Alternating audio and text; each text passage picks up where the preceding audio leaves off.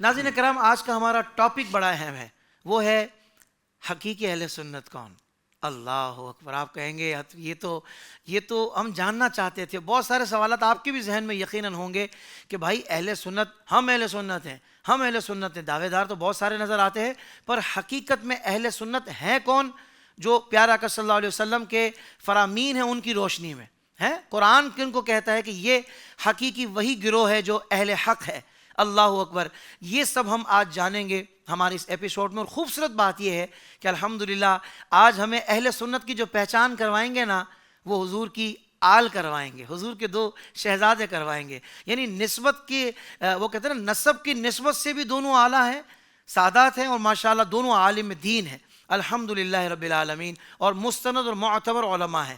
تو بہت خوش نصیبی اور یہ آئیڈیز کی خوبصورتی ہے ہمارے اس بزم کی اور رحمت رمضان نشریات کی، کہ جہاں ایسے علماء کرام الحمدللہ ہمیں علم دین کے نور سے منور کرتے ہیں. قبلہ شاہ صاحب، آپ کی طرف آؤں گا حضور، اور میں چاہوں گا کہ ابتدا یہاں سے فرمائیے، چونکہ ہمارا جو عنوان ہے، ٹاپک ہے، وہ ہے اہل سنت کی پہچان، کہ حقیقی اہل سنت کون ہے. سب سے پہلے یہ ارشاد فرمائیے کہ اسلام میں فرقہ واریت کی ابتدا کب سے ہوئی؟ بسم اللہ الرحمن الرحیم، صلی اللہ علی النبی الامین و آلہ و صحبہ اجمعین. آپ سب سب سے پہلے تو آپ کو اور آپ کی پوری ٹیم کو بہت زیادہ مبارکباد. اللہ تبارک و تعالیٰ جل وعلا نے آپ کے ذریعہ سے جو عوام کے لیے دین حق اسلام کے بارے میں سمجھنے کا جو ایک ذریعہ قائم کیا ہے، رب العالمین جل وعلا آپ کو اور آپ کی پوری ٹیم کو جزائے خیر عطا فرمائے. آمین اللہم آمین. آپ سب عرض یہ ہے کہ حضور پر نور سید العالمین صلی اللہ علیہ وسلم کی سیرت مبارکہ کا ایک مکمل حصہ فتن پر مشتمل ہے، جس میں فخر عالم صلی اللہ علیہ وسلم نے قیامت تک آنے والی امت کے جو حالات پیش آنے والے ہیں اس کو اجمالاً اور کہیں تفصیلاً ارشاد فرمایا. اب جو حالات پیش آنے والے تھے ان میں سے ایک حصہ، یعنی فتنوں میں سے ایک حصہ امت پر، وہ آقا دو عالم صلی اللہ علیہ وسلم کی امت کا فرقوں میں تقسیم ہو جانا ہے.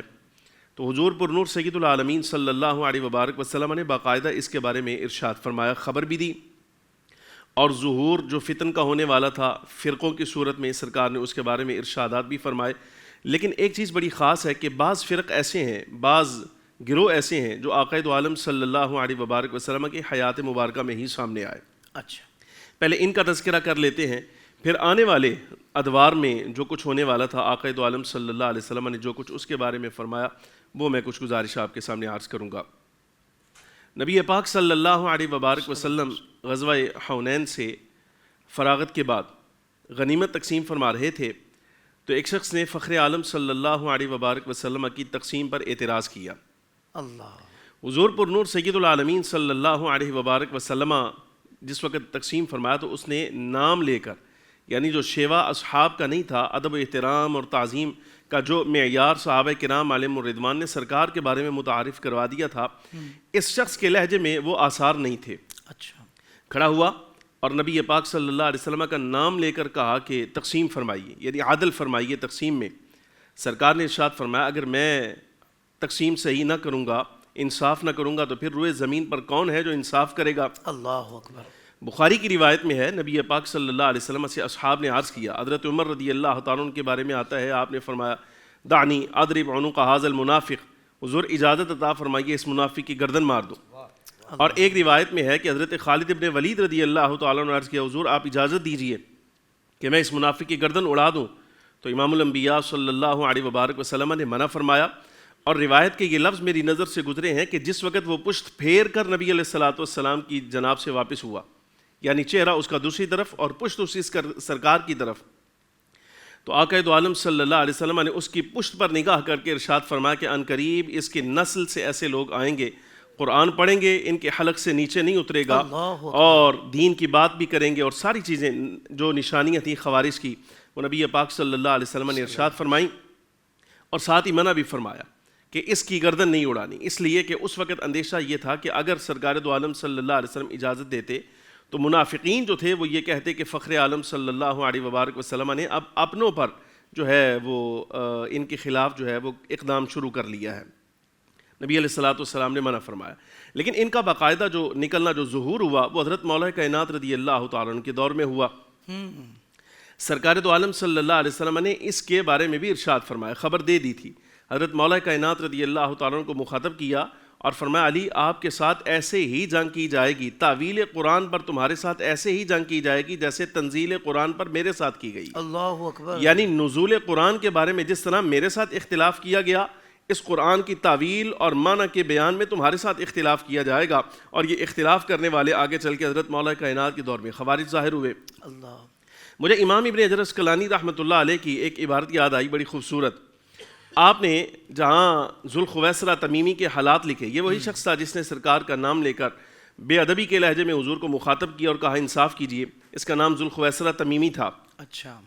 امام ابن حجر عسقلانی رحمۃ اللہ علیہ نے جب اس کے حالات نقل کیے تو ایک بات بڑی خوبصورت نقل کی، یہ جس وقت بیعت رضوان ہوئی اس میں شامل تھا۔ اچھا۔ بیعت رضوان جس وقت جاری تھی شامل تھا، بیعت کرتے رہے صحابہ کرام علیہم الرضوان۔ جب فارغ ہوئے یہ چھپتا پھرا، نبی پاک صلی اللہ علیہ وسلم کے ہاتھوں میں ہاتھ نہ دیے اور بیعت بھی نہ کی، کبھی اونٹ کے پالان کے پیچھے، کبھی کہیں کبھی کہیں کبھی کہیں۔ تو حضور فخر عالم صلی اللہ علیہ وبارک وسلم نے یہاں ارشاد فرمایا بیعت رضوان، یہاں حدیبیہ کے مقام پر جتنے احباب نے بیعت کی ہے سارے کے سارے جنتی ہیں سوائے ایک کے۔ نام نہیں لیا، امام الانبیاء صلی اللہ علیہ وبارک وسلم نے نام نہ لیا، لیکن ابن حجر عسقلانی رحمۃ اللہ علیہ آپ خود فرماتے ہیں، فرمایا کہ اس سے مراد جو ہے وہ یہی شخص تھا، اس لیے کہ بیعت کو حاضر نہ ہوا۔ لیکن یہ کس دور میں جا کر ظاہر ہوا؟ جس وقت مولا کائنات رضی اللہ تعالیٰ عنہ کا عہد مبارک آیا۔ تو ایک تو یہ نظام سامنے آ گیا۔ اچھا، ایسے ہی فخر عالم صلی اللہ علیہ وسلم نے ایک قوم ایسی بھی تھی جن کا نام لے کر نبی علیہ الصلوۃ والسلام نے ان پر لعنت بھی فرمائی، تعارف بھی کروایا اور ساتھ لعنت بھی کر دی۔ فرمایا القدریۃ مجوس هذه الامہ او کما قال علیہ الصلوۃ والسلام، کہ تقدیر کے منکر یا تقدیر کے بارے میں وہ نظریہ رکھنے والے جو سرکار سے جاری نہ ہوا، نبی پاک صلی اللہ علیہ وسلم نے فرمایا یہ اس امت کے مجوسی ہیں، اور بعض روایات میں ان پر لعنت بھی آئی۔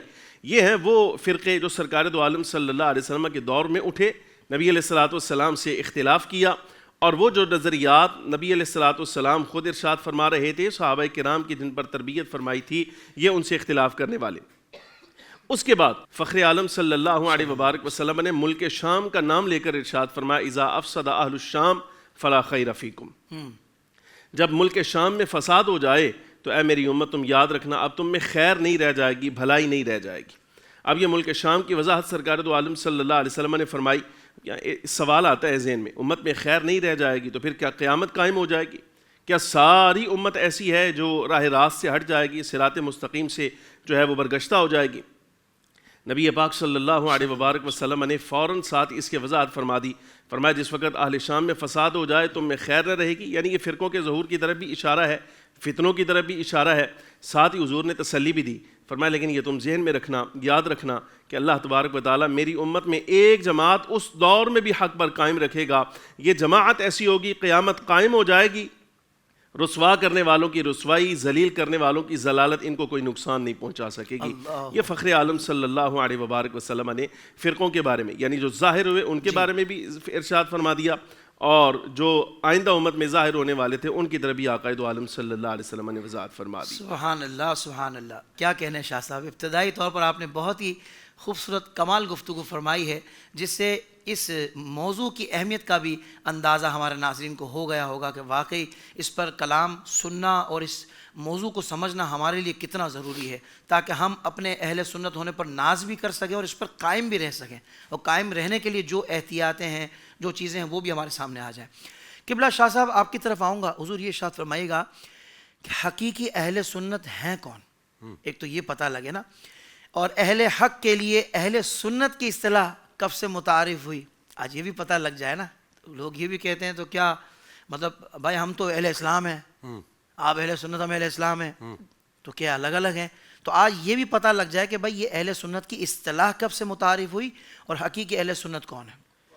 بسم اللہ الرحمن الرحیم لی خمسۃ نطفی بہا حر الوباء الحاطمہ المصطفیٰ والمرتضیٰ وبناہما والسید۔ حافظ صاحب، آپ کا منتخب کردہ جو موضوع ہے اپنے اندر انتہائی حساسیت اور یوں سمجھیے کہ جامعیت اور معنویت کو سمیٹے ہوئے، اور اس سے بڑھ کر یہ کہ آپ کا یہ جو سوال ہے یہ بھی اپنے اندر اس وقت جو ہماری جو یوتھ ہے اس کے لیے ایک مشعل راہ کا بھی درجہ رکھتا ہے۔ واہ واہ واہ، اور اس کے لیے یوں سمجھیے کہ اس وقت جو امت ایک عجیب و غریب افتراق اور انتشار کا شکار نظر آتی ہے، بالخصوص ہمارے جو نوجوان جو طبقہ ہے، چاہے وہ خواتین کی صورت میں ہو، چاہے وہ مرد حضرات کی صورت میں ہو، بچوں کی یا بچیوں کی صورت میں ہو، وہ انتہائی اس وقت انتشار اور افتراق اور یوں سمجھیے کہ اضطراب کا شکار ہے۔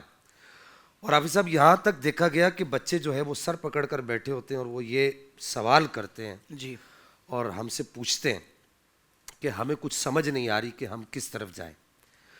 تو سب سے پہلے ان بچوں سے اور بچیوں سے میں یہ گزارش کروں گا کہ ہمہ تن گوش ہو کر اس میری گفتگو کو لازمی سنیے۔ اس کے لیے میں اگرچہ اپنی جو پیچھے جو گفتگو آپ کے اس پروگرام کی وساطت سے کر چکا ہوں یا کرتا رہا ہوں، اس میں یہ کہتا رہا ہوں کہ مدارس اسلامیہ کے طلبہ میری گفتگو کو غور سے سنیں، لیکن یہاں پر میں یہ کہوں گا کہ صلاح عام ہے یاران نقطہ داں کے لیے، واہ واہ واہ واہ، چاہے وہ مدارس کے طلبہ ہیں، چاہے وہ یونیورسٹیز کے طلبہ ہیں، چاہے کالجز کے، چاہے وہ ایون کہ زندگی کے کسی بھی شعبے سے تعلق رکھنے والا کوئی بھی فرد ہے، بہت خوبصورت، چاہے وہ بڑے سے بڑا بیوروکریٹ ہے، چاہے وہ سیاستدان ہے، چاہے وہ سائنسدان ہے، صحیح، وہ سب اس وقت اس تلاش میں ہے کہ ہمیں کس طرح پتہ لگے گا کہ حقیقی اہل السنہ کون ہے۔ بہت اچھے، کیونکہ حافظ صاحب حقیقت حال یہ ہے کہ احادیث طیبات کے اندر کسی اور کے بارے میں حق کی راہ پر چلنے کا تعین نہیں کیا گیا۔ صحیح، جتنی بھی احادیث نبی کریم صلی اللہ تعالیٰ علیہ وسلم کی زبان اقدس سے صادر ہوئی ہیں یا صحابہ کرام رضوان اللہ تعالیٰ علیہم اجمعین کی زبان اقدس سے یا ان کے عمل سے صادر ہوئی ہیں، چونکہ صحابی کا قول بھی حدیث کہلاتا ہے، ان سب کے اندر جن لوگوں کو اہل حق گردانا گیا ہے ان کا نام یہ لیا گیا ہے کہ ہم السنۃ والجماعہ، کہ وہ اہل السنہ والجماعہ ہیں۔ اب وہ کون لوگ ہیں؟ تو اب اس چیز کو چرانے کے لیے، اہل السنہ کو چرانے کے لیے کہ سونا جنگل رات اندھیری چھائی بدلی کالی ہے، سونے والوں جاگتے رہیو چوروں کی رکھوالی ہے، ہر آدمی اس دعوے میں ہے کہ میں اہل السنہ ہوں۔ اور کیوں ان کو یہ پریشانی کیوں ہے؟ سوال یہ پیدا ہوتا ہے کہ بھائی تم اپنے اوپر اہل السنہ کا لیبل کیوں لگوانا چاہتے ہو؟ حالانکہ حقیقت یہ ہے کہ اس کو آپ یوں کہہ سکتے ہیں کہ سفید چادر کے نیچے کالی بھیڑیں، یا یوں کہہ سکتے ہیں کہ شراب کی بوتل کے اندر آب زمزم کا لیبل، یہ وہ صورتحال ہے۔ تو اب یہ حقیقی اہل السنہ کون ہے؟ اب یہ سب لوگ اس بات کو ذہن نشین رکھیں، بالخصوص میرے بچے میری بچیاں جو مجھے سن رہی ہیں، کہ حقیقی اہل السنہ اسی دن مارز وجود میں آ چکے تھے جس دن غار حرا میں اقرأ بسم ربک الذی خلق کہہ دیا گیا تھا۔ سبحان اللہ، اس دن حقیقی اہل السنہ کا وجود اللہ جل مجدہ الکریم کی طرف سے نبی کریم صلی اللہ تعالیٰ علیہ وسلم کو ارشاد فرما دیا گیا تھا۔ اور اس کے ساتھ یہ بات میں یہ دعویٰ کر رہا ہوں، پھر اس میں دلائل دوں گا، کیا بات، اس کے ساتھ نبی کریم صلی اللہ تعالیٰ علیہ وسلم نے جب جبل ابی قبیس پہ کھڑے ہو کر آپ نے ارشاد فرمایا یا ایھا الناس قولوا لا الہ الا اللہ تفلحوا، جس دن نبی کریم علیہ الصلوۃ والسلام نے یہ ارشاد فرمایا تو اس ارشاد کے اندر جو معانی اور مطالب اور اس ارشاد کے اندر جو مفاہیم جو مخفی تھے وہ اس کے پیچھے یہی تھے کہ نبی کریم صلی اللہ تعالیٰ علیہ وسلم جب جہاں اگلا جملہ میں ایک اور کہنے لگا ہوں، جس صحابی کو بٹھا کر اپنے سامنے یا صحابیہ کو بٹھا کر کلمہ پڑھاتے تھے اس کو نبی کریم علیہ الصلوۃ والسلام حقیقی اہل السنہ میں داخل فرماتے تھے۔ واہ واہ واہ، ہمارے بزرگوں نے اب ہو سکتا ہے کہ میرا اسکول کالج اور یونیورسٹی کا نوجوان کہے کہ یار یہ شاہ صاحب نے بہت بڑی بات کر دی، یہ کیسے ہو سکتا ہے مدرسے کا بچہ تو اس بات سے جو ہے وہ میرے ساتھ موافقت کر لے اور میری توثیق کر لے کہ ٹھیک ہے شاہ صاحب ٹھیک کہہ رہے ہیں، لیکن یہ جو اس وقت جو ہم یوتھ جو اس وقت پل رہی ہے وہ کہے کہ یار یہ اس طرح کیسے ہو سکتا ہے۔ تو سنیے سیدی اعلیٰ حضرت امام احمد رضا خان فاضل بریلوی جو یقیناً متکلمین کے سردار ہیں اپنے وقت کے، اور پھر اس سے پیچھے چلے جائیے امام احمد بن حنبل رضی اللہ تعالیٰ عنہ و ارضہ و عنہ سرکار، اور پھر اس سے پیچھے چلے جائیے امام مالک رضی اللہ تعالیٰ عنہ و ارضہ و عنہ سرکار، اور پھر اگر آپ اس سے تھوڑا اور پیچھے چلے جائیے تو امام شافعی رضی اللہ تعالیٰ عنہ و ارضہ و عنہ، امام اعظم ابو حنیفہ، اور اسی طریقے سے امت کے جتنے بڑے بڑے نام ہیں وہ سب اس بات پر متفق ہیں کہ جو بھی قرآن پاک میں آیت نازل ہوئی ہے، بڑی ذمہ داری سے بات کر رہا ہوں، جو بھی قرآن میں آیت نازل ہوئی ہے، یا ایھا الذین آمنو یا الذین آمنو، یا اگر آپ قرآن مجید الفرقان الحمید میں پیچھے آ جائیے، اہدنا الصراط المستقیم، صراط الذین انعمت علیہم، یا تھوڑا سا آگے آ جائیے، ھدی للمتقین الذین یؤمنون بالغیب ویقیمون الصلاۃ ومما رزقناہم ینفقون والذین یؤمنون بما انزل الیک وما انزل من قبلک وبالآخرۃ هم یوقنون اولئک علی ھدی من ربہم واولئک هم المفلحون۔ ان کو ھدی من ربہم بھی کہا گیا اور ان کو متقین بھی کہا گیا اور ان کو هم المفلحون بھی کہا گیا اور ان کو یہ بھی کہا گیا کہ الا ان حزب اللہ، انہیں حزب اللہ بھی کہا گیا اور انہیں یہ بھی کہا گیا کہ اولئک حزب اللہ، یہ اللہ کی جماعت ہے۔ ہمارے تمام بزرگوں نے، جن کا میں تذکرہ کر رہا تھا، ہمارے تمام بزرگوں نے اس بات کو لکھا ہے کہ دور رسالت مآب میں جس پر مومن کا اطلاق ہوتا تھا، بالخصوص سیدی اعلیٰ حضرت نے فتاوی شریف کے اندر اس بات کو لکھا ہے کہ جس پر مومن کا اطلاق ہوتا تھا وہ کوئی اور نہیں ہوتا تھا، وہ سنی صحیح العقیدہ مسلمان ہوتا تھا۔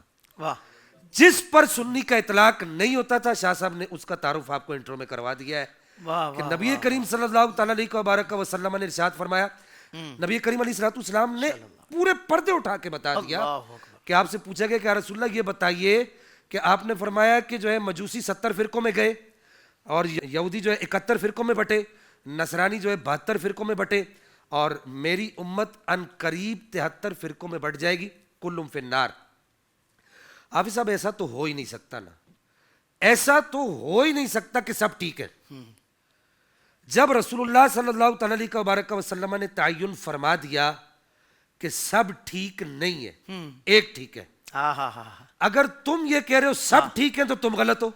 واہ واہ واہ، چونکہ نبی کریم صلی اللہ تعالیٰ علیہ وبارک وسلم جب تعین کر گئے کہ آسمان حافظ صاحب پھٹ سکتا ہے، یہ ایک محاورہ ہو سکتا ہے، لیکن رسول اللہ کی ذات کے لیے بالکل درست ہے کہ آسمان پھٹ سکتا ہے اور زمین ریزہ ریزہ ہو سکتی ہے، دنیا کا نظام بدل سکتا ہے، میرے آقا کا فرمان غلط نہیں ہو سکتا۔ سبحان اللہ، واہ نبی کریم نے فرما دیا کہ سب ٹھیک نہیں ہے، ایک ٹھیک ہے۔ اب وہ ایک کون ہے؟ وہ وہی ہے کہ جس کے بارے میں نبی کریم صلی اللہ تعالیٰ علیہ وبارک وسلم نے ارشاد فرمایا کہ ما انا علیہ اليوم و اصحابی، کہ آج کے دن جس پر میں ہوں اور میرے صحابہ ہیں۔ یہاں پر محدثین نے لکھا کہ اس سے کیا مراد ہے؟ فرمایا کہ اصل میں رسول اللہ کی جو شریعت ہے اس کے اندر جو عقائد کا معاملہ ہے یہ عقل کے تابع نہیں ہے، صحیح، عقل کو تنقید سے فرصت نہیں، عشق پر اعمال کی بنیاد رکھ، یہ بات بھی کسی چیز تک درست ہے، یعنی کسی حد تک یہ بات درست ہے، عقل کے تابع نہیں ہے۔ عقل کہتی ہے کہ نبی پاک حاضر و ناظر نہیں ہو سکتے، عقل کہتی ہے یا رسول اللہ کہنا درست نہیں ہے، عقل کہتی ہے فاتحہ نیاز نظر کرنا درست نہیں ہے، عقل کہتی ہے نبی پاک جو ہے وہ دافع البلا مشکل کشا نہیں ہے، عقل کہتی ہے کہ نبی کریم علیہ السلام حیات نہیں ہے۔ نبی پاک نے ارشاد فرمایا کہ ما انا علیہ اليوم و اصحابی، اس کا مطلب یہ کہ عقل کو نہیں دیکھو، میرے صحابہ نے جس طریقے سے مجھے مانا ہے اللہ، اس طریقے سے مجھے مانو۔ کیا بات ہے، اگر تمہاری عقل ان باتوں کو تسلیم نہیں کرتی تو یہ دیکھو کہ صحابہ کس طرح، دیکھیے نا کہ امام ابن حجر عسقلانی نے، شیخ الاسلام نے یہاں تک لکھا، صرف ایک جملہ کہہ کے میں آگے چلوں گا، آپ نے یہاں تک لکھا کہ آپ نے فرمایا کہ رسول اللہ صلی اللہ تعالیٰ علیہ وبارک وسلم کے اگرچہ یہ مزاج کے خلاف ہے، بہت باریک بات کرنے لگا ہوں، میں بچوں سے گزارش کروں گا کہ اس بات کو بڑی توجہ سے سنیں، اگرچہ رسول اللہ کی مزاج کے خلاف ہے، لیکن آپ علیہ السلام نے اگر کبھی بھی اپنی ناک مبارک سے ریٹھ مبارک نکالی تو فرمایا وہ ریٹھ مبارک زمین پر نہیں گری، اس ریٹھ مبارک کی جگہ کسی نہ کسی صحابی کا ہاتھ ہوتا تھا۔ سبحان اللہ، سبحان حافظ صاحب عقل کہتی ہے کہ ایسا نہیں ہو سکتا، لیکن رسول اللہ نے فرما دیا کہ ما انا علیہ اليوم و اصحابی، کہ یہ دیکھو یہ میرے صحابہ کیا کر رہے ہیں۔ صلح حدیبیہ کا موقع ہے کہ بخاری کے سینے کے اندر موجود ہے، صلح حدیبیہ کا موقع ہے، صرف رسول اللہ صلی اللہ تعالی علیہ وسلم نے ایسے کیا، صرف ایسے کیا. عقل کہتی ہے کہ اب کیا ہونا چاہیے، عقل کیا کہتی ہے کہ اب منہ پھیر لینا چاہیے، نہیں اب تو ایسے کر رہے ہیں. لیکن سرکار نے فرمایا ما انا علیہ اليوم واصحابی، یہ دیکھو یہ کیا کر رہے ہیں، ان کا کیا عمل ہے، یہ تمہیں کیا کر کے دکھا رہے ہیں. کہ یہ تاریخ کی بات نہیں کر رہا، حدیث میں آیا ہے کہ سرکار نے صرف ایسے کیا. 1500 صحابہ کے 3000 ہاتھ ایسے آگے بڑھ گئے. اللہ اکبر کبیرہ. عقل یہاں پر کیا کہتی ہے حافظ صاحب کہ ایسا نہیں کرنا، لیکن سرکار نے فیصلہ کر دیا کہ دیکھو یہ کیا کر رہے ہیں. اللہم صلی علی. اسی وجہ سے کہا گیا کہ یوم تبیض وجوہ وتسود وجوہ. میں یہاں پر تھوڑی لگی لپٹی بات کر رہا ہوں اگرچہ اس میں بڑی تفصیل ہے. اسی وجہ سے کہا گیا یوم تبیض وجوہ وتسود وجوہ.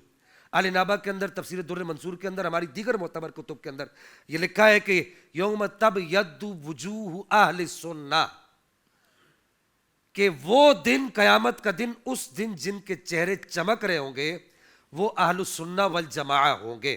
اور پھر یہاں پر آخری بات عرض کر رہا ہوں، گفتگو طویل ہوتی جا رہی.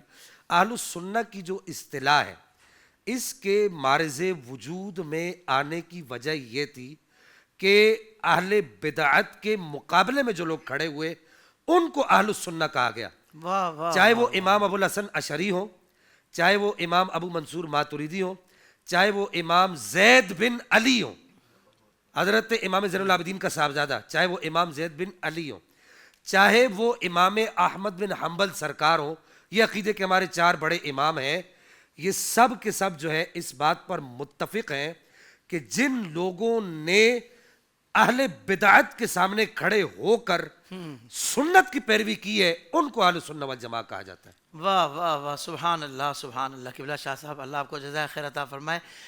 قبلہ علی زین العابدین شاہ صاحب، حضرت یہ فرمائیے کہ حنفی، شافعی، مالکی، حنبلی یہ تمام بھی گروہ اہل سنت میں ہی کہلائیں گے؟ اجازت دیں شاہ صاحب کی گفتگو کو آگے بڑھاتے ہوئے اس سوال کا جواب آپ کے سامنے عرض کروں گا. ہمارے ائمہ کرام رضی اللہ عنہم اجمعین نے یہ بحث باقاعدہ ہوئی ہے کہ اہل السنہ والجماعہ کیا یہ کوئی محدود جماعت ہے، کسی علاقے تک محدود ہے، کسی ملک تک محدود ہے، یہ کیسی جماعت ہے؟ حضرت امام نووی رحمۃ اللہ علیہ شارح مسلم نے تمام اقوال کو جمع کیا اور آپ نے یہ بات کی. آپ فرماتے ہیں بلکہ یہ آپ نے نقد کیا تھا غالباً حضرت امام بخاری رحمۃ اللہ علیہ کے ارشاد پر. حضرت امام بخاری علیہ الرحمہ کا وضاحت آپ کی یہ تھی، آپ فرماتے تھے کہ یہ نبی علیہ الصلوۃ والسلام نے ایک جماعت جس کے بارے میں فرمانا یہ حق پر رہے گی، اسے مراد محدثین کرام ہے. امام نووی رحمۃ اللہ علیہ فرماتے ہیں حق بات یہ ہے کہ صرف محدثین کرام ہی اہل سنت نہیں، صرف محدثین کرام نہیں، ان کی خدمات اپنی جگہ رہیں. احادیث کو جمع کرنا، امت تک پہنچانا، احکام کے لیے استدلال اور استنباط کا سبب بننا، یہ سب چیزیں یہ ان کا شرف تھا. لیکن ان کے ساتھ محدود نہیں رہا، یہ جماعت ان کے ساتھ محدود نہیں تھی، بلکہ فرمایا یہ پوری دنیا کے اندر پھیلی ہوئی جماعت ہے. اس کی وضاحت علامہ جرجانی رحمۃ اللہ علیہ نے کی. آپ فرماتے ہیں اہل السنہ والجماعہ 8 قسم ہیں. ان میں ایک قسم مفسرین کرام کی ہے جنہوں نے تفسیر کے بارے میں جو فرامین تھے اور قرآن عزیز کے بارے میں جو چیزیں تھیں ان کو جمع کیا. قراءت کے شعبہ کے احباب بھی اسی میں آ گئے، محدثین اس میں آ گئے. فقہائے کرام، یہ ایک نام یاد کر لیں، اس کی وضاحت میں وہ آپ کا سوال کا جواب اسی میں آئے گا. فقہائے کرام اہل سنت کی تیسری قسم ہے. زہاد اور صوفیاء اس میں شامل ہیں. ماہرین فن یعنی صرف، نحو اور اس طرح کے علوم کا تجزیہ کرنے والے، ان کو الگ کرنے والے، وہ اس میں شامل ہیں. متکلمین اس میں شامل ہیں اور عوام اس میں شامل ہیں. مجاہدین اسلام اس میں شامل ہیں. یہ 8 قسم لکھے. اچھا 8 قسم کے اعتبار سے مطلب یہ تھا اس کا کہ اصول اور فروع اہل السنہ والجماعہ کے ہو گئے منتخب. فخر عالم صلی اللہ علیہ وبارک وسلم نے خود ارشاد فرما دیے، حضرات صحابہ کرام علیہم الرضوان نے اس کی تشریح فرما دی. اچھا ائمہ کرام نے وقت کی ضرورت کے مطابق جو چیزیں وضاحت طلب تھیں ان کو بیان فرما دیا، لیکن بنیاد رکھا قرآن عزیز کو، حدیث مبارکہ کو، وضاحت ہوتی رہی. اچھا ایسے ہی یہ 8 قسم میں جس وقت ہم دیکھتے ہیں تو قرآن اور حدیث کی تشریح کرنے والے یہ فقہائے کرام رضی اللہ تعالیٰ عنہم اجمعین، یہ ویسے نام آپ نے 4 لیے لیکن مجتہد مطلق تعداد کافی زیادہ تھی اس زمانے میں. امام اوزاعی مجتہد مطلق تھے، حضرت امام سفیان ثوری مجتہد مطلق تھے، لیکن یہ 4 وہ شخصیات ہیں جنہیں اللہ تبارک و تعالیٰ جل وعلا نے یہ شرف عطا فرمایا قرآن عزیز سے، احادیث مبارکہ سے مسائل کی تلخیص کر کے، یعنی عوام کی سہولت کے لیے، ہر بندہ تو سمجھنے کے قابل نہیں تھا، تو ان ائمہ کرام رضی اللہ تعالیٰ عنہ مجمعین نے سرکار دو عالم صلی اللہ علیہ وسلم کی سنت مبارکہ سے امت کے لیے جو لائحہ عمل تھا سارا قیامت تک کے لیے، ان کو نچوڑ کر آسان کر کے اپنی کتب میں آگے پہنچایا۔ اب یہ 4 شخصیات جو ہیں ان کو اللہ تبارک و تعالیٰ جل وعلا نے دوام بخشا، یہ ان پر اللہ کا فضل ہے۔ واہ واہ، حضرت سیدنا امام اعظم ابو حنیفہ، حضرت امام مالک، امام شافعی اور حضرت امام احمد ابن حنبل رضی اللہ عنہ مجمعین، 4 شخصیات اگرچہ یہ مشہور فقہ میں ہوئے، نماز، روزہ، حج، زکوٰۃ، اس طرح کے مسائل، یعنی پیدائش سے لے کر مرنے تک کے جتنے مسائل فقہیہ شرعی ہیں اگرچہ انہوں نے یہ بیان کیے، لیکن علامہ جرجانی رحمۃ اللہ علیہ فرماتے ہیں عقیدے میں ان کو دیکھا جائے تو وہی نظریہ، وہی عقیدہ جو سرکار دو عالم صلی اللہ علیہ وسلم سے چلا، اصحاب کا تھا، اہل بیت کے تھا، سرے منہ ان کے اندر انحراف نہیں تھا۔ کیا کہنے، واہ واہ، یعنی وہ شخصیات جو واہ واہ، مشہور اگرچہ فقہ کے اعتبار سے ہیں، جی جی، لیکن عقیدے میں ہر وہ شے، ہر وہ نظریہ، ہر وہ عقیدہ جو نبی پاک صلی اللہ علیہ وبارک وسلم نے بیان فرمایا، صحابہ کرام اور اہل بیت اطہار نے آگے پہنچایا، یہ چاروں شخصیات اس پر کاربند ہیں۔ مسائل فقہیہ کی تشریح میں اختلاف ہو سکتا ہے، اس لیے کہ فخر عالم صلی اللہ علیہ وسلم سے اگر کسی مسئلے کے بارے میں 2 قول آ گئے ہیں تو ایک قول ایک امام نے لیا، دوسرا قول دوسرے امام نے لے لیا۔ جی، لیکن جس وقت عقیدے کے باب میں آپ دیکھیں تو جو نظریہ حضرت امام اعظم کا ہوگا وہی امام شافعی، امام احمد ابن حنبل، امام مالک رضی اللہ عنہ مجمعین کا ہوگا۔ لیکن ایک ضروری وضاحت میں آپ کے سامنے عرض کروں، وہ یہ ہے کہ اس زمانے میں بعض لوگ ایسے ہیں جو اپنے آپ کو برائے نام کسی فقہ کی طرف، کسی امام کی طرف منسوب کرتے ہیں۔ یہ ان کی مجبوری ہے، یہ ان کی مجبوری ہے، اس کے بغیر وہ آگے چل نہیں سکتے۔ لیکن حقیقت یہ ہے کہ یہ صرف نام لیتے ہیں، جو ائمہ کرام کی وضاحت ہے یہ اس سے منحرف ہیں۔ اللہ اکبر۔ اب دیکھیے، میں نے یہ عرض کیا کہ یہ چاروں ائمہ کرام فقہ کے اعتبار سے اگرچہ ان میں کچھ اختلاف ہو سکتا ہے، مسائل فقہیہ میں، عقیدے میں کچھ اختلاف نہیں، لیکن یہ جو نام نہاد اپنے آپ کو اس وقت کسی امام کی طرف منسوب کر رہے ہیں، نہ عقیدے میں ان کے پیروکار ہیں، نہ فقہی مسائل میں ان کے پیروکار ہیں، اللہ اکبر، اللہ، آزاد فکر ہیں، لیکن برائے نام لوگوں کو دھوکہ دینے کے لیے کہتے ہیں کہ ہم فلاں امام کی تقلید کرتے ہیں۔ لہٰذا عرض یہ ہے، اختصار کے ساتھ میں عرض کروں کہ اہل سنت و جماعت کی اس زمانے میں علامت جو ہے وہ ویسے 10 میں سے 3 چیزیں بیک وقت جس بندے میں پائی جائیں اس بندے کو ہم کہہ سکتے ہیں کہ یہ بندہ سنی ہے۔ اچھا، وہ 10 چیزیں پہلے عرض کر دیتا ہوں، پھر ان میں سے 4۔ سبحان عقیدے کے اعتبار سے 2 امام، عقیدہ ایک ہی ہے، لیکن وضاحت میں جو معروف ائمہ کرام ہوئے وہ 2 ہیں، ایک حضرت امام ابو منصور ماتریدی رضی اللہ تعالیٰ عنہ، دوسرے حضرت امام ابو الحسن العشری۔ صحیح، یہ 2 امام آ گئے عقیدہ کی وضاحت کرنے والے۔ اختلاف الفاظ میں ہو سکتا ہے، وضاحت میں ہو سکتا ہے، لیکن آگے جو تعبیر ہے اس میں کسی قسم کا کوئی اختلاف نہیں۔ بالکل صحیح۔ اچھا، اس کے بعد فقہی اعتبار سے 4 لوگ، امام اعظم ابو حنیفہ، امام شافعی، امام مالک، امام احمد ابن حنبل۔ عقیدہ میں ان 2 میں سے کسی ایک کا پیروکار ہو، فقہ میں ان 4 میں سے کسی ایک کا پیروکار ہو، اور تصوف کے اعتبار سے قادری، نقشبندی، چشتی، سہروردی، یہ 4 ائمہ کرام بزرگان دین جنہوں نے تصوف کے مسائل کو حل کیا، ان چاروں میں سے کسی ایک کے ساتھ منسلک ہو واہ واہ، اور جو وضاحتیں ان کی ہیں ان کا پابند بھی ہو۔ واہ واہ، میں نے عرض کر دیا، برائے نام نہیں، سہارا نہ لے، عوام کو دھوکہ نہ دے، صحیح طور پر جو کچھ انہوں نے ارشاد فرمایا اس پر کاربند ہو اور اس کو تسلیم کرتا ہو دل سے، تو ایسا بندہ، یعنی ان 10 میں سے بیک وقت جس میں 3 چیزیں پائی جائیں، وہ بندہ سنی بھی ہوگا اور جماعت کا پیروکار بھی ہوگا۔ یہ حضور پر نور سید العالمین صلی اللہ علیہ وسلم کی امت کا اتفاقی مسئلہ ہے جو آپ کے سامنے عرض کر سبحان اللہ، سبحان اللہ، کمال کمال۔ ساتھ ہی ساتھ یہ بھی ارشاد فرما دیں قبلہ شاہ صاحب کہ اب نام کے آگے قادری، چشتی، نقشبندی، سہروردی لکھا ہوا ہے تو نام کے آگے یہ لفظ لکھا ہوا ہے، یہی اس کے عقیدے کے صحیح ہونے پر دلالت کرتا ہے کہ نہیں؟ ہم پھر بھی لکھا ہوا ہے پھر بھی دیکھیں گے کہ بھائی اس معیار کا عقیدہ رکھتا ہے کہ نہیں۔ عرض کروں، میرے آقا حضور شہنشاہ بغداد رضی اللہ تعالی عنہ، میں نسلاً اور اصلاً ان کا خادم ہوں۔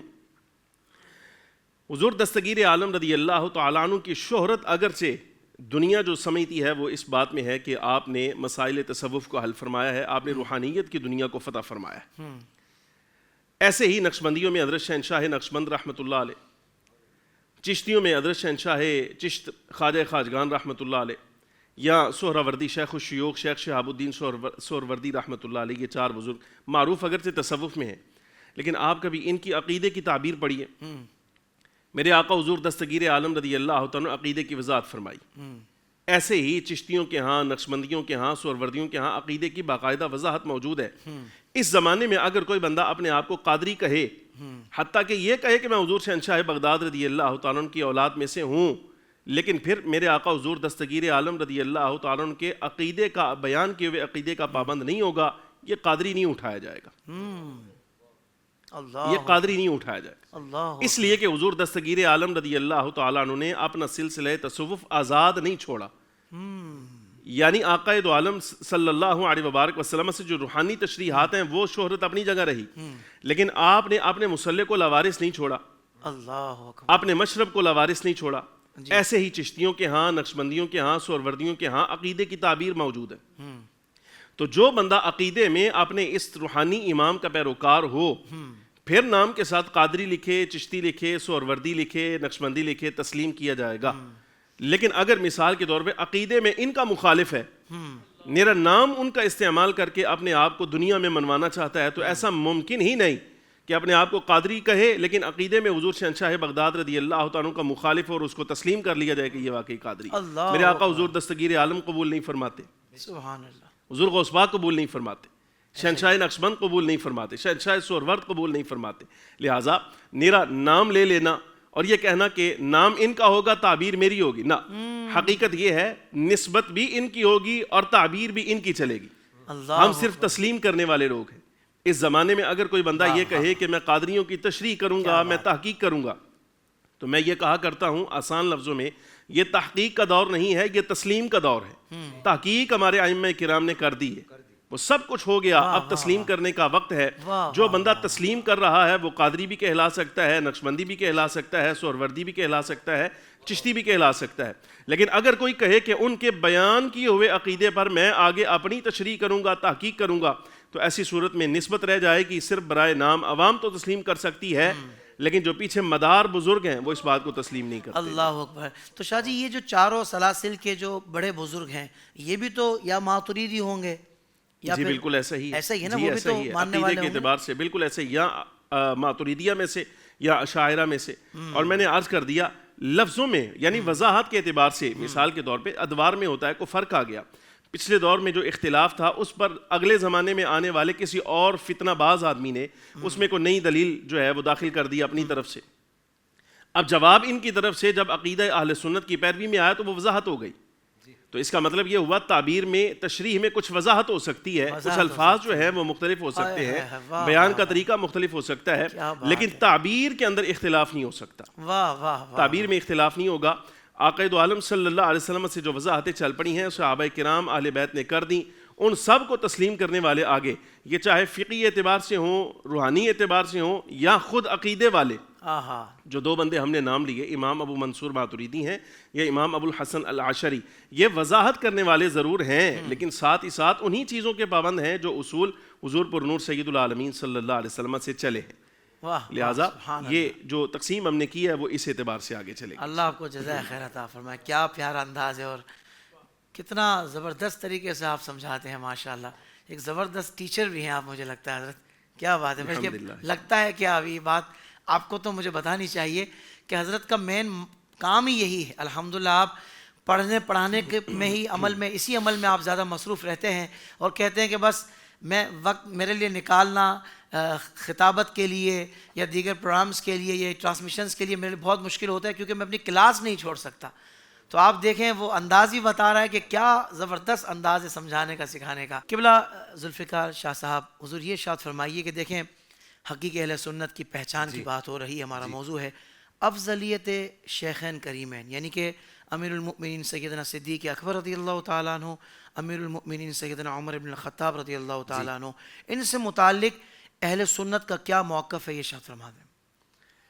آپ صاحب گزشتہ جو گفتگو ہے میں اس کو گزشتہ سے پیوستہ کر کے ایک بات عرض کروں گا کہ اہل السنہ کی باقاعدہ جو اصطلاح جو مارز وجود میں آئی ہے وہ حضرت سیدنا امام حسن بصری رضی اللہ تعالیٰ عنہ و ارض و انا کے دور میں ایک آپ کا شاگرد ہی تھا جی، واصل بن عطا، اس نے امام حسن رضی اللہ تعالیٰ عنہ و ارض و انا سے اس مسئلہ میں اختلاف کیا کہ مرتکب کبیرہ کافر ہے یا نہیں ہے۔ میں نے پہلے جو بات کی کہ عقل اس بات کو تسلیم نہیں کرتی کہ مرتکب کبیرہ کافر نہیں ہے، عقل اس بات کو تسلیم نہیں کرتی. لیکن چونکہ شرع یہ کہتی ہے کہ مرتکب کبیرہ کو کافر نہیں کہہ سکتے، اس وجہ سے ہم عقل کو شرع کے تابع کر کے مرتکب کبیرہ پر کفر کا فتویٰ نہیں لگا سکتے. چونکہ وہ عقل کا تابع ہوا اور عقل کے در پہ ہوا تو اس نے کہا کہ جی مرتکب کبیرہ کافر ہے. اس وقت جو ان لوگوں کا جو یوں سمجھیے کہ سر خیل تھا اس کو معتزلی قرار دیا گیا. امام حسن بصری نے فرمایا کہ اعتزل عنا، اس نے ہمیں چھوڑ دیا. اس کے مقابل اس نے چونکہ اپنا پھر ایک علیحدہ پورے گروہ بنایا، اس کے مقابل جو لوگ آئے ان کو اہل السنہ والجماعہ کہا گیا. پھر اس کے بعد ابو علی الجبائی، آپ نے جو بات کی میں اس کی طرف اب آ رہا ہوں. ابو علی الجبائی وہ اس کا جو شاگرد تھے امام ابو الحسن اشعری، یہ استاد تھا امام ابو الحسن اشعری کا، یہ سید بھی تھے.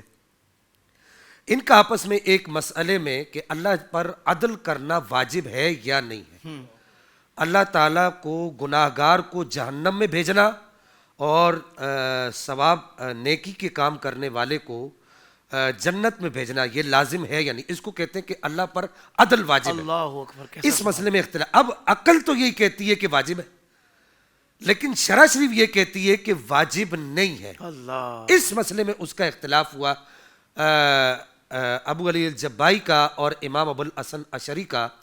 امام ابو الحسن اشعری نے کتاب و سنت سے جو چیز ان کو سمجھ آئی انہوں نے اس کو سامنے رکھا اور آپ نے یہ فرمایا کہ یہ لوگ ہم سے جدا ہو گئے. اعتزل عنا نحن اہل السنہ والجماعہ. اس وقت باقاعدہ طور پر اہل السنہ کی جو اصطلاح ہے وہ مارز وجود میں آئی. اب حافظ صاحب آپ کو حیرت ہوگی، علماء جانتے ہیں کہ ابو علی الجبائی کے باطل عقائد میں سے ایک باطل عقیدہ یہ بھی تھا جو سوال آپ نے کیا. ایک اس کا باطل عقیدہ یہ بھی تھا کہ وہ یہی کہتا تھا کہ عقل تو یہ کہتی ہے کہ مولا علی کو افضل ہونا چاہیے. آپ کو میری بات سمجھ آ رہی ہوگی. عقل تو یہی کہتی ہے کہ مولا علی کو افضل ہونا چاہیے، میری تحقیق یہ کہتی ہے، مجھے یہ سمجھ نہیں آتی. وہ یہ کہتا تھا. لیکن امام ابو الحسن اشعری کہتے تھے کہ عقل کو پاؤں کے نیچے رکھ کر شرع کے تابع کرو.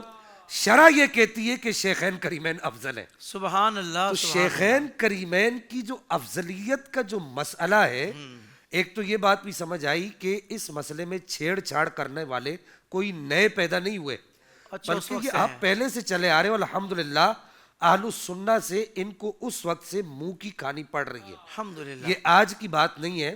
اور یہاں پر میں آپ کو امام رحماوی کی ایک بات، اب وہ عربی عبارت پڑھنے کا وقت نہیں ہے، انہوں نے فقہ اکبر کی شرح لکھی، شرح فقہ اکبر. انہوں نے اس بات کو لکھا کہ آپ نے فرمایا کہ اہل السنہ اور روافظ کے مابین فصل ممیز یعنی کہ امتیاز، اسی طریقے سے دیگر ہمارے بزرگوں نے بھی اس بات کو لیا.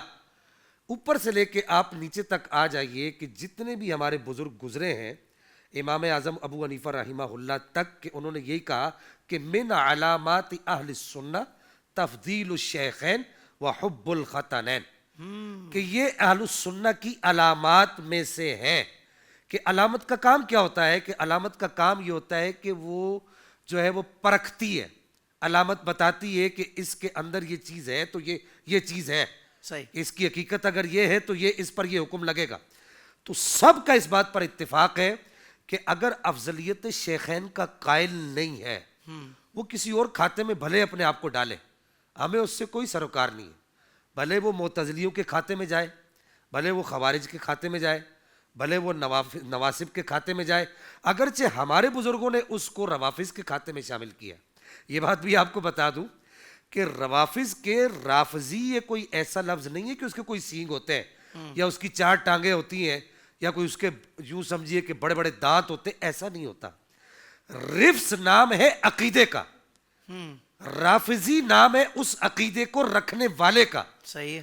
اور اس کی جو بنیاد ہے ہمارے تمام بزرگوں کے نزدیک، چاہے وہ فقہا ہو، چاہے وہ متکلمین ہو، چاہے وہ محدثین ہو، چاہے وہ مفسرین ہو، اور سب سے بڑھ کر چاہے وہ صوفیہ ہو، صحیح، ان سب کے نزدیک اس بات پر اتفاق رہا ہے. یہاں تک کہ امام شافعی پکار اٹھے لم یختلف احد من الصحابۃ والتابعین، علی ان افضل الصحابۃ ابو بکر صدیق رضی اللہ تعالیٰ عنہ وارضہ عنہ کہ امام شافعی فرماتے ہیں کہ حضرات صحابہ کرام کے پورے طبقے کے اندر کوئی ایک صحابی ایسا نہیں ہے، تابعین کے پورے طبقے کے اندر کوئی ایک تابعی ایسا نہیں ہے جو افضلیت شیخین یعنی حضرت صدیق اکبر اور حضرت عمر فاروق کی افضلیت کے عقیدے کا قائل نہ ہو۔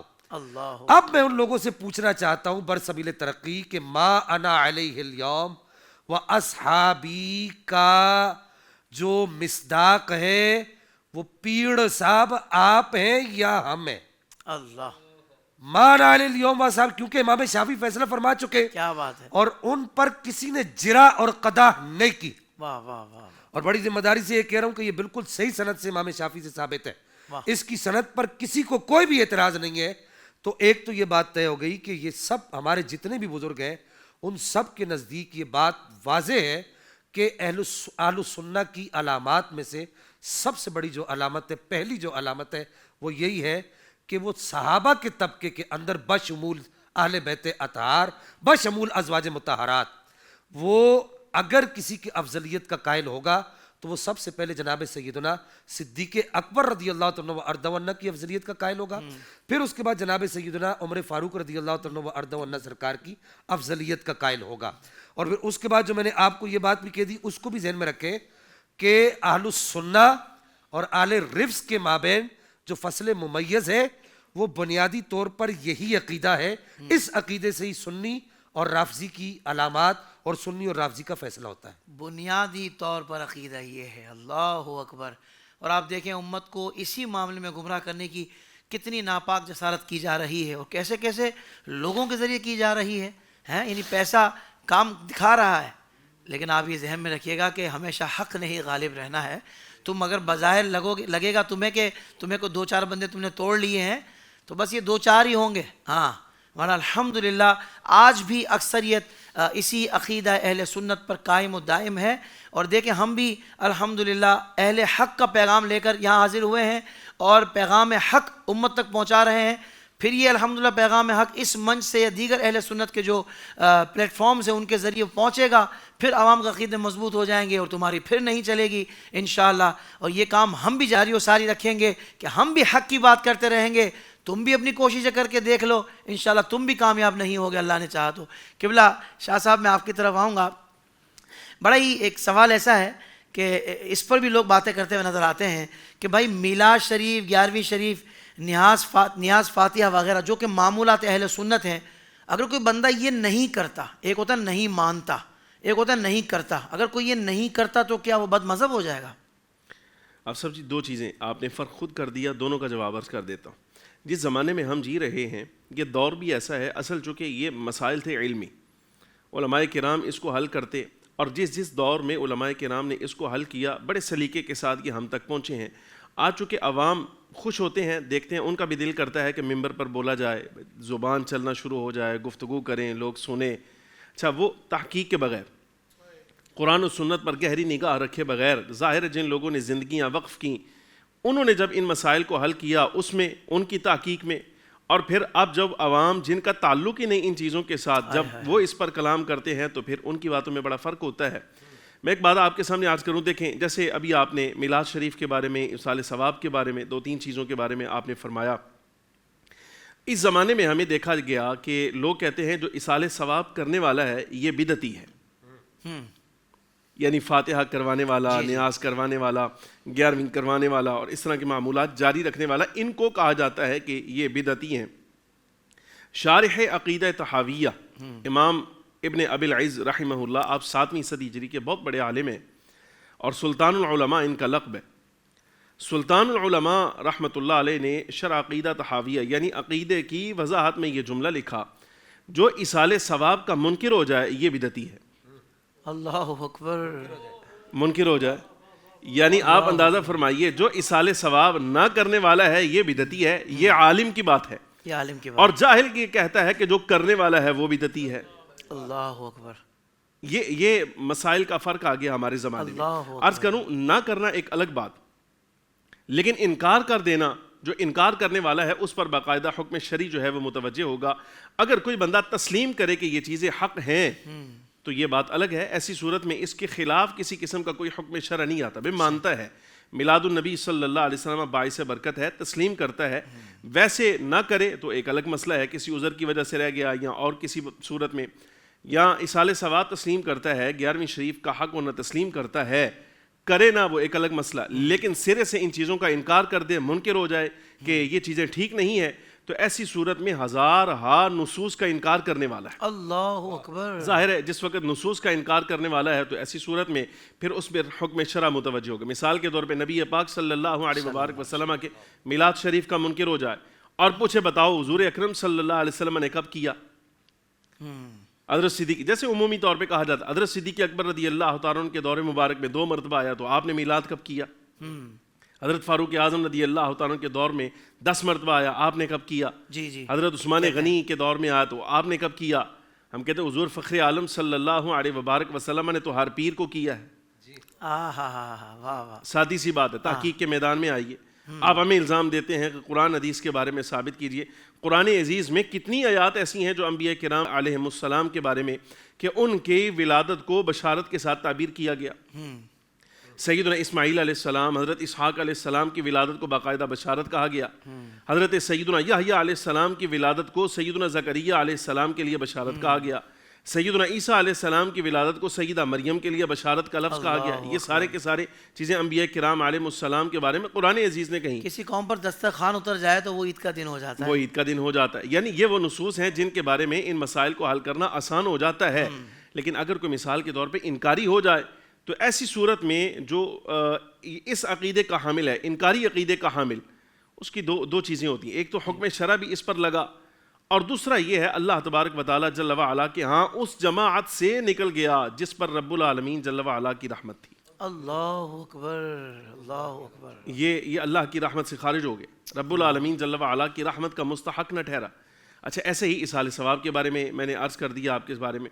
اچھا, لہٰذا 11ویں شریف کرنا, اصال ثواب, میلاد النبی صلی اللہ علیہ وبارک وسلم, یہ سارے کے ساری وہ چیزیں ہیں جو کرنے والا ہے. اس کا مطلب یہ کہ یہ اس جماعت کے ساتھ رہے گا جو نبی پاک صلی اللہ علیہ وبارک وسلم کے دور سے چل رہی ہے.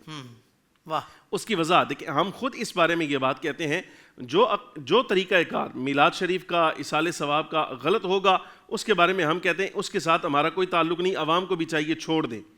لیکن جو صحیح طریقہ ہے اگر اس پر کو جرا کرتا ہے تو اس کا مطلب یہ کہ اپنے آپ کو اس جماعت سے نکال رہا ہے جو اللہ اور اس کے رسول صلی اللہ علیہ وسلم کی منظور نظر جماعت ہے.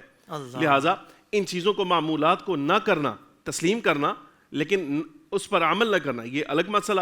لیکن سرے سے انکاری ہو جانا تو ایسی صورت میں یہ بندہ جو ہے وہ اس جماعت سے خارج کرنے والا اللہ تبارک و تعالیٰ جل وعلا کی رحمت کا بھی مستحق ہے, سرکار دو عالم صلی اللہ علیہ وسلم کی نظر عنایت کا بھی مستحق ہے, اور عقیدہ حقہ اہل سنت و جماعت کا عامل بھی رہے گا اور پیروکار بھی رہے گا. سبحان اللہ سبحان اللہ. شاہ صاحب, یہ بات جو ہم سنتے ہیں کہ بھائی اہل سنت کی یعنی اہل حق ہونے کی ایک یہ بھی پہچان ہے کہ وہ کثرت سے درود پاک پڑھنے والے ہوں گے, اس بارے میں کیا؟ یہ آپ کی میری زبان تو اپنی جگہ رہی. سیدنا امام زین العابدین رضی اللہ تعالی عنہ سے پوچھا گیا اس بارے میں, حضرت امام سخاوی رحمۃ اللہ علیہ القول البدی میں اس کو لائے. بات بڑی پیاری ہے اور بڑی عجیب ہے. آپ دیکھیں ایک ترتیب چلی, فخر عالم صلی اللہ علیہ وسلم نے ایک جماعت کے بارے میں فرمایا یہ حق پر رہے گی. مولا کائنات رضی اللہ تعالی عنہ نے اس کا نام لے دیا, ہم اہل السنہ والجماعہ. اب سائل جو ہے سوال کر رہا ہے, اگرچہ وہاں وضاحت نہیں, لیکن بہرحال ہمیں یہی سمجھ آتی ہے کہ آپ کے نانا جان حضرت امام زین العابدین رضی اللہ تعالی عنہ سے پوچھنے کا مقصد یہ ہے, وگرنہ علماء اور بھی تھے اس زمانے میں, مدینہ منورہ میں بھی تھے. حضرت امام زین العابدین رضی اللہ تعالی عنہ, آپ مدینہ منورہ میں ہیں تو مدینہ شریف میں علماء تو اور بھی ہیں, لیکن آپ سے کیوں پوچھا گیا اسی مسئلہ کے بارے میں جو آپ نے کہا درود شریف کے بارے میں؟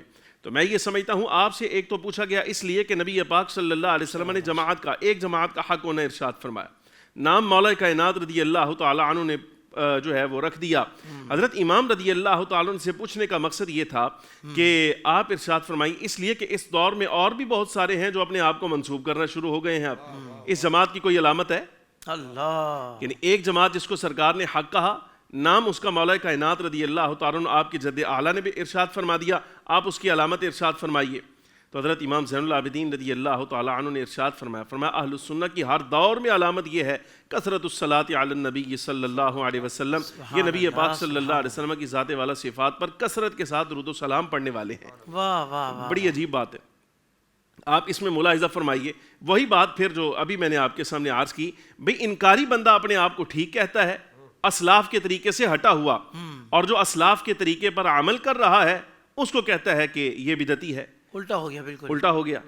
اب اسلاف کے طریقے کا عامل تو دیکھا جائے تو نماز کے بعد بھی درود پڑھ رہا ہے، اذان سے پہلے بھی پڑھ رہا ہے، کیا بات ہے شاہ جی، کیا اور بات ہے۔ انکار کرنے والا جو ہے وہ کہہ رہا ہے۔ اب حضرت امام زین العابدین فرماتے کثرت سے پڑھنے والا سنی ہے، اور یہاں پڑھنے والوں کو بدعتی کہنے والا اپنے آپ کو سنی کہتا ہے۔ بلکہ شاہ جی یہاں تک کہ یار یہاں سے نہیں پڑھیں گے یہ والا درود تو نہیں قبول ہوگا، یہ والا وہاں جا کے پڑھ سکتے ہیں بالکل گنبد خضرا کے سامنے کھڑے ہو کر، اور یہ یہاں سے پڑھیں، مطلب اس طرح کی باتیں کبھی سوچ نہیں یہ سکتے تھے۔ ان کی تحقیق ہو سکتی ہے۔ بہرحال ائمہ کرام رضی اللہ تعالیٰ عنہم اجمعین، بات وہی شاہ صاحب ما انا علیہ و اصحابی، اللہ، جس پر آج میں ہوں اور میرے اصحاب ہیں، جو ان کے طریقے پر عمل کرنے والا ہے، اس کی وضاحت سرکار دو عالم صلی اللہ علیہ وسلم کے اصحاب سے لے لیجئے کہ نبی پاک صلی اللہ علیہ وسلم مدینے میں ہوں، مکے سے حضور کو پکارے تو کیا حضور کو پتہ نہیں چلتا؟ اللہ اکبر، سبحان وہ راجس کا واقعہ موجود ہے، فخر عالم صلی اللہ علیہ وبارک وسلم وضو فرما رہے ہیں، حضرت ام المؤمنین رضی اللہ تعالی عنہ وضو کروا رہی ہیں، فرمایا نصرتا نصرتا نصرتا، تیری مدد کی گئی، تیری مدد کی گئی، تیری مدد کی گئی۔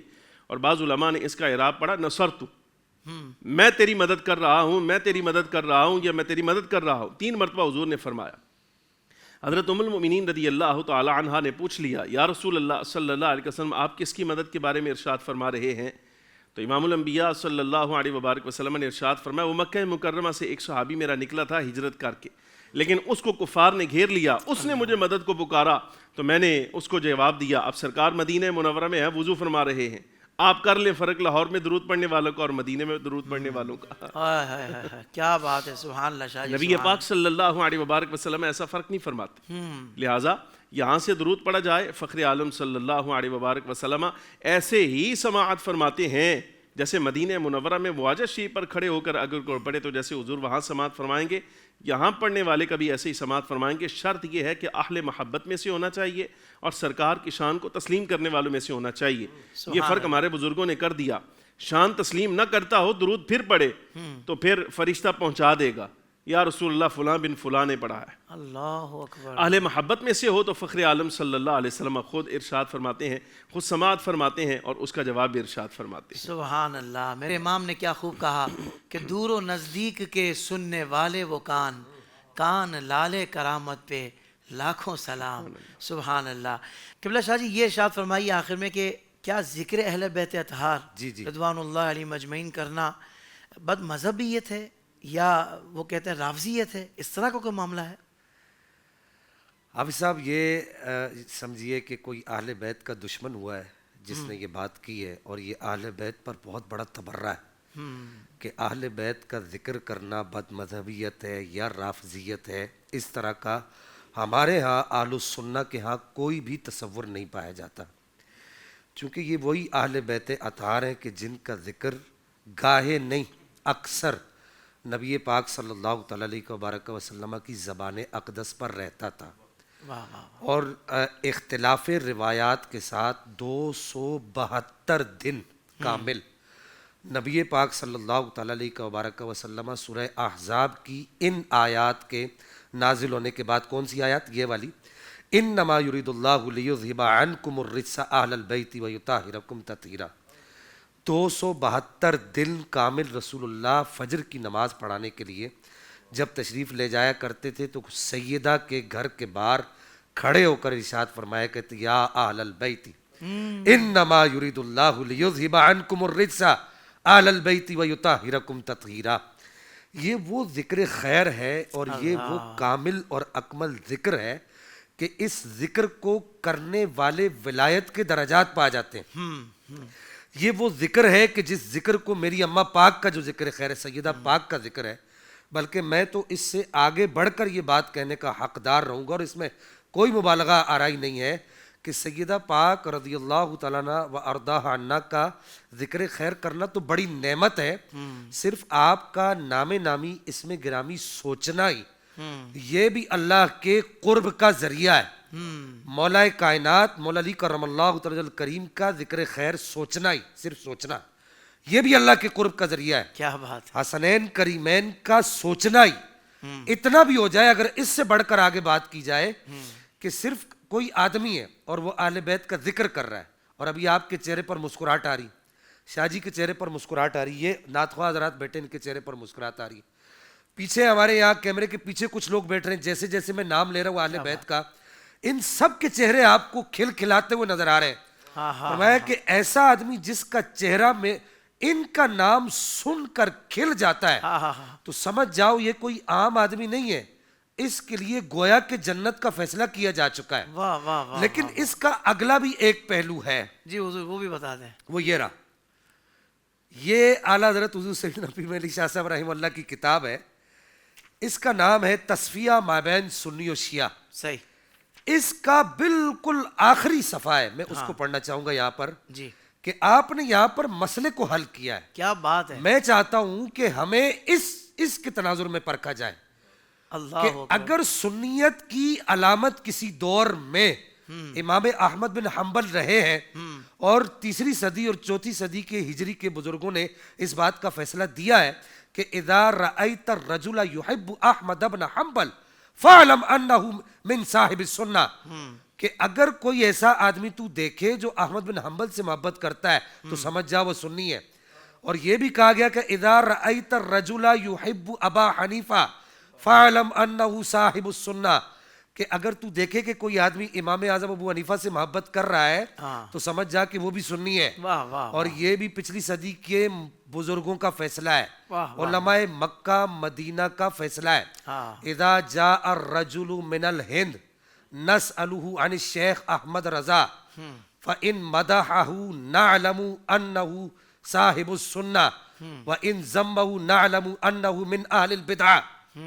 کہ اگر کوئی ہندوستان سے آتا ہے، یہ میں عام لوگوں کی بات نہیں کر رہا، میں سید مغربی جو مدینے کے رئیس ہیں علماء کے اس وقت کے، ان کی بات کر. انہوں نے کہا کہ اگر ہندوستان سے کوئی آدمی آتا ہے نا، ہم اس کو پرکھنے کے لیے کسوٹی کے طور پہ احمد رضا کو پیش کرتے ہیں. اللہ اکبر. واہ واہ واہ واہ واہ. اگر احمد رضا کا چاہنے والا ہوتا ہے تو سمجھ جاتے سنی ہے. کیا بات ہے. اور اگر احمد رضا کا چاہنے والا نہیں ہوتا تو سمجھ جاتے سنی نہیں ہے. بعض لوگوں کو یہاں پریشانی ہوتی ہے، یار اعلیٰ حضرت اعلیٰ حضرت اعلیٰ حضرت تم لوگ یہ گردان پڑھتے رہتے ہو. اور میں نے کہا بھائی 3 صدی کے اندر فیصلہ ہو چکا، 2 صدی کے اندر فیصلہ ہو چکا. بعض ایسے ہیں جنہوں نے اپنا لوہا منوا کے یہ بتایا کہ کروں تیرے نام پہ جہاں فدا، نہ بس ایک جہاں 2 جہاں فدا، 2 جہاں سے بھی نہیں جی بھرا، کروں کیا کروڑوں جہاں نہیں. جب انہوں نے اپنے آپ کو مٹا دے اپنی ہستی کو، اگر کچھ مرتبہ چاہیے کہ دانا خاک میں مل کر گل و گلزار ہوتا ہے، جب اس مقام پر پہنچایا تو ان کو اللہ نے اور رسول اللہ کی نگاہ عنایت کے صدقے میں یہ مقام دیا کہ ان کا نام لینے والا سنی کہلانے لگا. یہ بھی انہی ہستیوں میں سے ایک ہستی ہیں حضور سیدنا پیر علی شاہ صاحب رحمہ اللہ. اور اعلیٰ حضرت کی تو اگر بات کی جائے تو وہ تو ببانگے دور کہتے ہیں کہ تیری نسل پاک میں بچہ بچہ نور کا، تو ہے عین نور تیرا سب گھرانہ نور کا. وہ تو مسئلہ ہی حل کر دیتے ہیں. لیکن اس کا اگلا ایک پہلو ہے. اگلا پہلو کیا ہے کہ وہ کہتے ہیں کہ میں اب اس کا خلاصہ کر دوں، میری گفتگو طویل ہو گئی. آپ فرماتے ہیں کہ ذکر اہل بیت، محبت اہل بیت، یہ اگرچہ صراط مستقیم ہے اور جو ہے اللہ کے قرب کا ذریعہ ہے، اس میں کوئی نتائج فاسدہ نہیں ہے اور اس کا کوئی بھی نقصان نہیں ہے، نہ یہ دلالت ہے نہ یہ گمراہی ہے. لیکن اگر اس میں غلو آ جائے، اگر اس میں غلو سے مراد یہ کہ افراط آ جائے، وہ کیا ہے؟ غلو یہ ہے کہ حب اہل بیت کے تناظر میں صحابہ کے گریبان میں ہاتھ ڈالنا. اللہ، یہ کون کہہ رہا ہے؟ حب اہل بیت کا نام لے کر صحابہ کے گریبان میں ہاتھ ڈالنا یہ سنیت نہیں ہے. یہ پیر میرے علی شاہ تمہیں کس نے کہہ دیا کہ یہ سنیت ہے یار؟ آپ فرماتے ہیں کہ حب اہل بیت یہ جنت میں جانے کا سبب ہے، لیکن اگر اس میں غلو آ جائے اور صحابہ کے گریبان میں ہاتھ ڈال دیا جائے تو پھر یہ جنت میں جانے کا نہیں بلکہ جہنم میں جانے کا سبب ہے. اللہ، پیڑ صاحب کو یہ سننا چاہیے. پیڑ صاحب، ہاں پیڑ صاحب کو سننا چاہیے. اور پھر آگے فرماتے ہیں کہ اسی طریقے یہ بغض صحابہ کا شکار ہو جائے، اگر حب اہل بیت بغض صحابہ کا شکار ہو جائے تو پھر یہ صورتحال ہوتی ہے. اور فرمایا اسی طریقے سے صحابہ کرام کا بھی معاملہ ہے. حب صحابہ اگر بغض اہل بیت کا شکار ہو جائے تو پھر وہ جنت میں جانے کا سبب نہیں ہے بلکہ وہ جہنم میں جانے کا سبب ہے. تو اس پوری گفتگو کا لب لباب اور خلاصہ یہی ہے کہ اہل سنت کا ہے بیڑا پار اصحاب حضور، نجم ہے اور ناؤ ہے اطرت رسول اللہ کی. سبحان اللہ سبحان اللہ. حضرت ایک جملہ جو کچھ لوگوں سے میں نے سنا، کہتے ہیں کہ بھائی ذکر اہل بیت اطہار اگر رافضی ہونے کی دلیل علامت ہے تو پھر سب سے بڑا رافضی میں ہوں. تو ان کو بتانا چاہیے کہ بھائی ذکر اہل بیت اطہار کثرت سے کرنا تو اہل سنت کی علامت ہے. اصل جو رافضی ہونے کی علامت ہے وہ تو صحابی کا بے ادب اور گستاخ ہونا. حضرت کیا ارشاد فرمائے گا اس پر؟ میں کیا کہہ سکتا ہوں جن کو حضور پر نور سید العالمین صلی اللہ علیہ وسلم نے خود جواب دے دیا. مولا کائنات رضی اللہ تعالی عنہ کو مخاطب کر کے فرمایا تھا، فرمایا علی آپ میں ایک گنا شباہت ہے وہ جو سیدنا عیسیٰ علیہ السلام میں تھی کہ اگر یہودیوں نے ان سے بغض رکھا تو ان کی والدہ پر الزام دیا، اور اگر ان کے ساتھ نصرانیوں نے محبت کی ہے تو انہیں خدا کا بیٹا کہا. یعنی اس کا مطلب یہ کہ آپ کے بارے میں بھی ایک گروہ ایسا ہوگا جو معاذ اللہ بغض رکھے گا، تو مطلب یہ ہے کہ وہ بھی نقصان کا شکار ہے. جو آپ کی شان سے بڑھ کر آگے آپ کو چاہے تو پھر وہ بھی نقصان کا شکار ہوگا. اب الوہیت کا قول کرنے والے یا مولا کائنات اہل بیت کرام رضی اللہ تعالیٰ عنہ مجمعین میں سے مخصوص شخصیات کے بارے میں وہ قول کرنے والے جو انبیاء کرام علیہ السلام کی بھی شان و عظمت سے آگے کا ہے، یعنی انبیاء سے بھی افضل ماننے والے، تو فخر عالم صلی اللہ علیہ وبارک وسلم انہیں خود جواب دے گئے ہیں. ہمارے جواب کی ضرورت ہی کوئی نہیں رہ گئی. امام الانبیاء صلی اللہ علیہ وسلم نے خود وضاحت فرما دی کہ محبت اہل بیت رضی اللہ تعالیٰ عنہ مجمعین ایمان کا حصہ ہے. تو کس طرح سے؟ اور اگر اس سے ہٹ کر کیا جائے گا تو پھر چاہے جو بھی اپنے منہ سے کہتا رہے، اللہ تبارک و تعالیٰ کی جناب میں اور سرکار کی جناب میں اہل بیت کرام رضی اللہ تعالیٰ عنہ مجمعین کی محبت کو شامل نہیں کیا جائے گا. اللہ اکبر اللہ اکبر. شاہ جی آخر میں چاہوں گا آپ بھی اس پر ایک جملہ ارشاد فرما دیں کہ کیا اس دور میں سننے ہونے کی ایک یہ بھی ایک معیار اور ایک کسوٹی ہے سیدنا امیر معاویہ رضی اللہ تعالیٰ عنہ کو صحابی ماننا اور سیدنا ابو سفیان رضی اللہ عنہ کو صحابی ماننا؟ یہ بھی ارشاد فرما دیں. دیکھیے صحابی تو تقریباً سارے ہی مانتے ہیں. مسئلہ یہ ہے کہ صحابی مان کر جو گڑبڑ کرتے ہیں وہ بڑا خطرناک مسئلہ ہے. اللہ کہ اگر آپ طلاقہ کا رستہ کھولتے ہیں تو آپ سے میں یہ سوال یہ کرتا ہوں کہ پھر آپ کیا کہیں گے کہ آپ کہتے ہیں کہ طلاقہ اور ہے، تو پھر آپ کیا کہیں گے کہ مہاجرین کون ہے، انصار کون ہے؟ مہاجرین اور انصار جس طریقے سے صحابہ کے یوں سمجھیے کہ ان کے طبقات ہیں اور ان کی پہچان ہے، اسی طریقے سے طلاقہ بھی صحابہ کرام کی ایک پہچان ہے، وہ صحابہ کا ایک طبقہ ہے. صحیح. اب مسئلہ یہ رہا کہ اپنے آپ کو سنی بھی گرداننا اور حضرت سیدنا امیر معاویہ، حضرت سیدنا ابو سفیان اور ان کی اہلیہ، ان کے بارے میں برا کہنا. دیکھیے ہم کوئی یزید کے وکیل بھی نہیں ہیں، یہ بات ذہن میں رکھیے گا. ہماری طرف سے ہمارے امام نے یزید کے بارے میں یہاں تک کہہ دیا کہ اگر کوئی یزید کو کچھ بھی کہتا ہے، ہم جس امام کو مانتے ہیں جن کو اعلیٰ حضرت امام خان صاحب فاضل بریلوی کہا جاتا ہے، وہ کہتے ہیں کہ یزید کو اگر کوئی کچھ بھی کہتا ہے ہمیں اس سے کوئی سروکار نہیں ہے. کہ ہم یہ کہتے ہیں کہ فرق مراتب بے شمار، حق بدست حیدر کرار، مگر معاویہ بھی ہمارے سردار، تعان ان پر کار فجار. تو حضرت معاویہ رضی اللہ عنہ و ارضا عنہ، اس ضمن میں آخری بات عرض کر دوں، جیسے شاہ جی نے شروع میں ایک امام کا نام لیا، امام اوزائی رضی اللہ عنہ و ارضا عنہ، یہ کوئی 10ویں صدی کے 9ویں صدی کے کوئی امام نہیں ہے، یہ 2 صدی ہجری کے بزرگ ہیں اور بہت بڑے امام ہیں. اور آپ کا نام مجتہدین مطلق میں آتا ہے. صحیح. مجتہد مطلق سے آپ سے حضرت معاویہ کے بارے میں پوچھا گیا تو آپ نے ارشاد فرمایا کہ یار اگر حضرت معاویہ غلط ہوتے ہیں تو ان کا دور امام حسن نے بھی تو پایا، ان کا دور امام حسین نے بھی تو پایا، اور ان کا دور حضرت جابر بن عبداللہ انصاری نے بھی پایا، مولا کائنات کے بھائی حضرت عقیل بن ابو طالب نے بھی پایا، بلکہ وہ تو صفین کے اندر حضرت معاویہ کے گروہ کے اندر شامل تھے. اللہ اکبر. تو ان سب نے یہ جو بڑے بڑے صحابہ اور مدینے کے بڑے بڑے تابعین جو جن کے اندر جو ہے بدری بھی کچھ صحابہ، حضرت سہل بن حنیف یہ بدری صحابی ہیں، کہا کہ ان سب نے حضرت معاویہ کا دور پایا. ان میں سے کسی نے بھی حضرت معاویہ رضی اللہ عنہ و ارضا عنہ کے خلاف یہ 6 فٹ کی لمبی زبان نہیں کھولی. اللہ. فرمایا کہ اس کا مطلب یہ ہے کہ یہ سب حضرت معاویہ رضی اللہ عنہ و ارضا عنہ کی امارت کو مانتے تھے. واہ. اور پھر یہاں تک کہ خود مولا کائنات نے ناج البلاغہ کے اندر خطبہ نمبر 206 اور مکتوب نمبر 6 آپ نے فرمایا کہ خبردار سب معاویہ کے مرتکب نہیں ہونا، ہمارا یہ اخلاق نہیں ہے کہ ہم حضرت معاویہ رضی اللہ تعالیٰ عنہ کے بارے میں بری بات کریں. اور یہاں تک آپ نے ارشاد فرمایا لا تقربوا امارۃ معاویہ، معاویہ کی امارت کو، معاویہ کے امیر ہونے کو برا نہ جانو. یہ خود مولا کائنات مولا علی کرم اللہ تعالیٰ کریم کا جو ہے یہ فرمان ہے. تو یہاں پر یہ میں کہنے میں حق بجانب رہوں گا نا کہ میدان میں آ گئے ہو تو پھر کھل کے بات ہو. ہم تو علی کے ساتھ ہیں، تم کس کے ساتھ ہو؟ اللہ اکبر. تم اپنا تعین کرو، ہم تو مولا علی کے پیچھے چل رہے ہیں. بہت اچھے. تو وہ تو کہہ رہے ہیں کہ لا تقربوا امارۃ معاویہ، وہ تو یہاں تک کہہ رہے ہیں. تو اہل سنت ہونے کے لیے جو بنیادی علامات ہیں ان میں سے سیدی اعلیٰ حضرت نے جو امور 20 کے اندر ایک علامت لکھی، وہ یہ بھی لکھی ہے کہ حضرت معاویہ اور دیگر جتنے بھی نبی پاک کے صحابہ ہیں، ابو سفیان ہیں، حضرت ہند ہیں، یہ سارے کے سارے ان کی تعظیم کی جائے گی، ان کا ادب کیا جائے گا، ان کا احترام کیا جائے گا، تب وہ سنی ہے، بصورت دیگر وہ سنی نہیں. سبحان اللہ سبحان اللہ. ناظرین کرام اندازہ ہو گیا آپ کو ٹاپک کیا تھا، حقیقی اہل سنت کی پہچان. اب جو سوال آخری 2 سوالات میں نے کیے ہیں آپ دیکھ لیں، یہ وہی ہستیاں ہیں کہ جنہوں نے مولا علی کی محبت کو بتایا کہ بھئی یہ کتنی اہم ہے، کتنی بلند ہے مولا علی کی شانیں. اب بیان کرنے کے بعد یہی سادات کہہ رہے ہیں کہ حضرت سیدنا امیر معاویہ کی معاملے میں کیا نظریات ہونے چاہیے، کیا انداز ہونا چاہیے. تو بھائی یہی اہل سنت ہے، یہی توازن، یہی الحمدللہ اعتدال آپ کو اہل سنت میں نظر آئے گا کہ الحمدللہ ہم اہل بیت اطہار کے بھی غلام ہیں اور ہم حضور کے پیارے پیارے صحابہ کے بھی غلام ہیں. اور دونوں سے جو غلامی کی وجہ ہے اور محبت کی وجہ وہ محبت مصطفیٰ ہے، کیونکہ ہر محبت کا مرکز حضور کی ذات پاک ہے.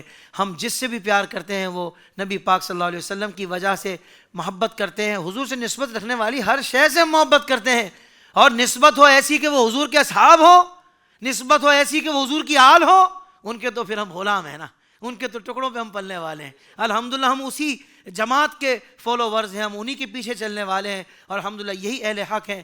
اور اللہ سے دعا اللہ تعالی ہمیں اسی پر قائم و دائم رکھے، اسی پر عافیت والی زندگی، اسی پر ایمان و عافیت والی شہادت والی موت عطا فرمائے، اور ہماری قیامت تک آنے والی نسلیں بھی اسی عقیدے اور نظریے پر رہیں اور حقیقی اہل سنت رہیں. اللہ تعالی ہم سب کو عمل کی توفیق عطا فرمائے. معزز علماء کرام کا دل سے شکریہ.